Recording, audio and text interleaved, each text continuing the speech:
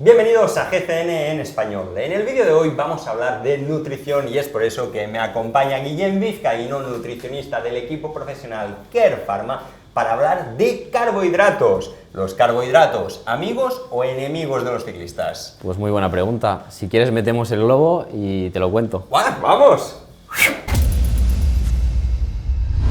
Eres nutricionista, pero también has sido ciclista. Sí. Y en el ciclismo siempre se ha hablado de que para andar mucho tienes que comer poco, que si el famoso pico cerrado, que tienes que estar fino. Pero en los últimos años esto ha cambiado, ¿no? Y la tendencia, pues ahora es de que hay que comer muchos carbohidratos, que si 120 gramos carbohidratos la hora. Y esto para los seguidores y para los aficionados, pues nos puede desconcertar un poco, ¿no? Confundir. Entonces, por eso planteábamos, ¿no?, la pregunta de carbohidratos, ¿amigos o enemigos? ¿Qué tenemos que hacer aquí?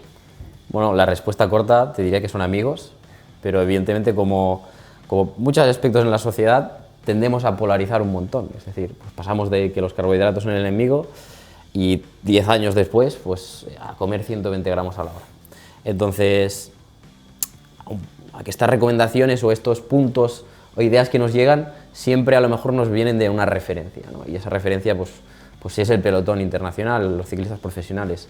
Y te diría que no son la mejor referencia, porque de alguna forma me considero un ciclista amateur, ¿no?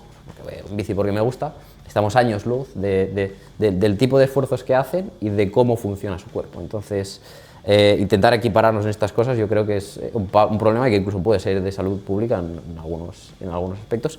Al igual que el efecto contrario, ¿no? Pues reducir un nutriente por el mero hecho de conseguir pues, estar más finos, ¿no?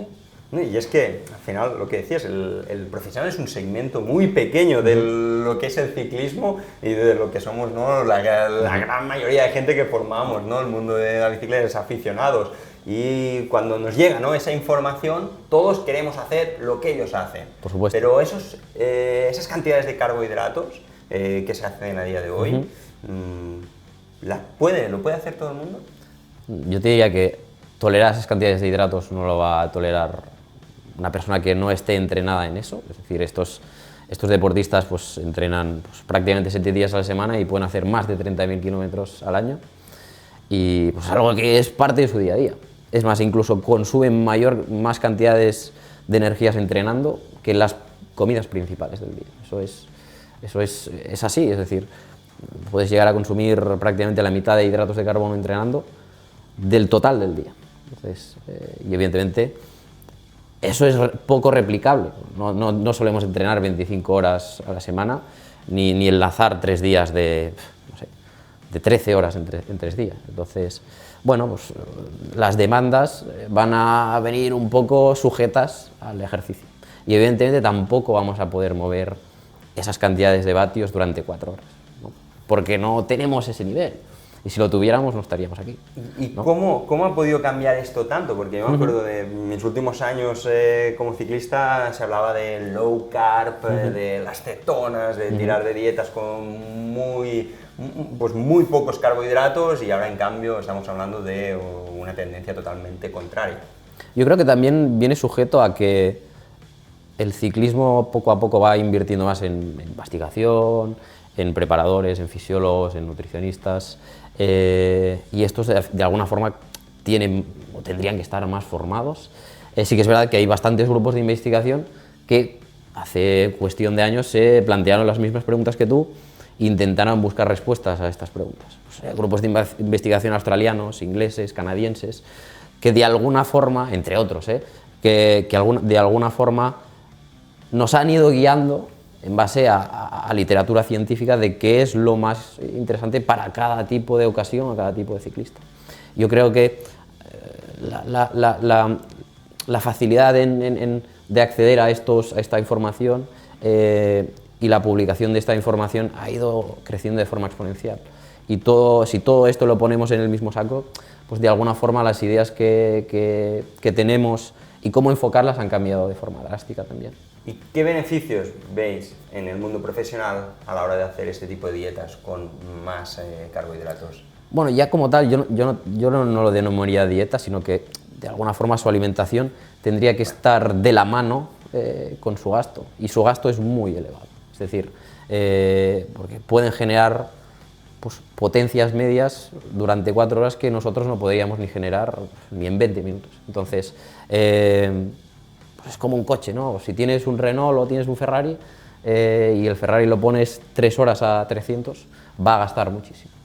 Entonces, lo que no puedes tener es pues, la idea de ponerle poca gasolina, porque llegará un punto en que todo va a petar. Pues un poco esa correlación se podría hacer con los deportistas.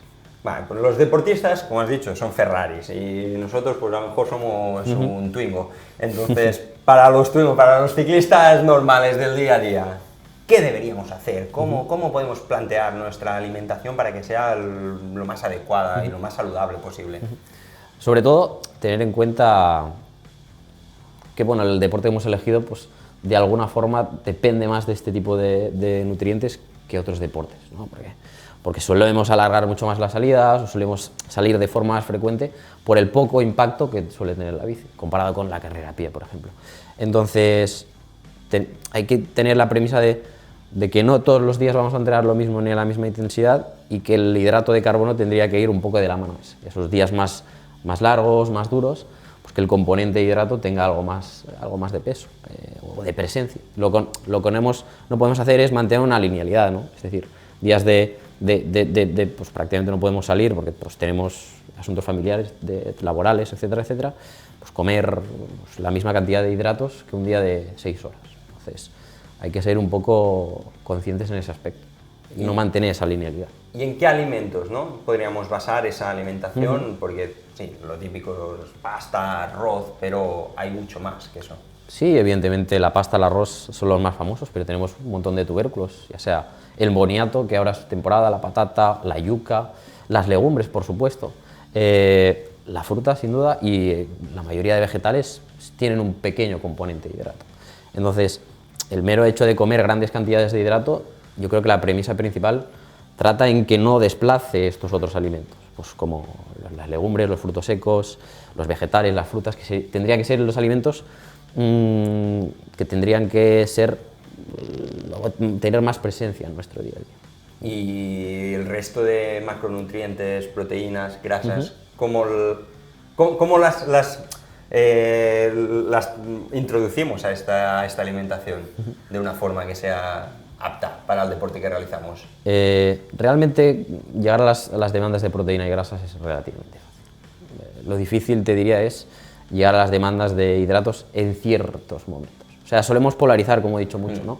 Pues días de 6 horas pues nos vamos a quedar muy lejos del objetivo de ese día, y días que descansamos, que estamos en casa, que tenemos la nevera más cerca, pues esos días nos vamos a pasar. Entonces, yo creo que vamos un poco a destiempo, e intentar llevar esto o encargar esto puede ser la base, ¿no? La base de nuestra alimentación, sin descuidar todos estos alimentos que he mencionado anteriormente, que tendrían que ser la parte proporcional más grande. ¿Tu recomendación para nuestros GCNs cuál sería? Yo te diría que la primera, sobre todo, intentar no aplicar todos estos conceptos que leemos, que nos llegan de la prensa, los 120 gramos de hidrato a la hora, porque por suerte o por desgracia, yo te diría que en ciertas ocasiones por suerte, tenemos ahora productos, geles, barritas que nos aportan 40, 60 gramos. Y si llegamos a unos 120 gramos a la hora, no somos conscientes realmente de la cantidad de hidratos que son 120 gramos. Para llegar a esa cantidad con alimentos de la huerta, yo que sé, con patatas, pues tendrías que comer más de 700 gramos de patata, y eso cada hora. Entonces, con patata es prácticamente imposible llegar a esas cantidades, pero con este tipo de productos no nos damos cuenta. Es una barbaridad. Entonces, en ciertas ocasiones, en una gran vuelta, que el día siguiente tienes la etapa reina y el día de hoy ha sido una etapa durísima, puede ser una buena estrategia, es más, seguramente se suele hacer, de consumir esas cantidades, pero nosotros como deportistas amateurs no nos vamos a encontrar en esas ocasiones. Sobre todo, pues chicos o ciclistas que están en formación, cadetes, incluso juniors, no hace falta llegar a esas cantidades, ciclistas de fin de semana, no hace falta llegar a esas cantidades. Es más, creo que a la larga puede ser un problema de salud pública porque no somos conscientes de realmente la carga energética que estamos soportando y tampoco podremos saber qué beneficios o perjuicios tiene la salud. No generas, al final no tienes ese gasto energético que puede tener un ciclista profesional y al final, como decías al inicio, estábamos hablando de una parte muy pequeña de la población que pequeñísima, que hace ese gasto, que tiene esas demandas. Entonces, bueno, iremos viendo cómo va evolucionando esto. Me ha gustado mucho hablar de este tema, creo que es muy amplio. Has abierto bastantes abanicos que podríamos indagar mucho más. Espero tenerte pronto otra vez aquí y a lo mejor hacer algún vídeo fuera del estudio, un test de campo para demostrar, ¿no? Realmente todo esto lo que decías, si se puede, pues bueno, qué efectos tiene cuando estamos encima de la bicicleta. Y muchísimas gracias por estar aquí otra vez. Espero que os haya gustado mucho el vídeo. Como siempre, os agradecemos el pulgar hacia arriba y ya sabéis, si tenéis dudas, comentarios, los podéis dejar aquí abajo en la sección de comentarios. Nos vemos pronto en próximos vídeos. ¡Hasta luego! Hasta luego.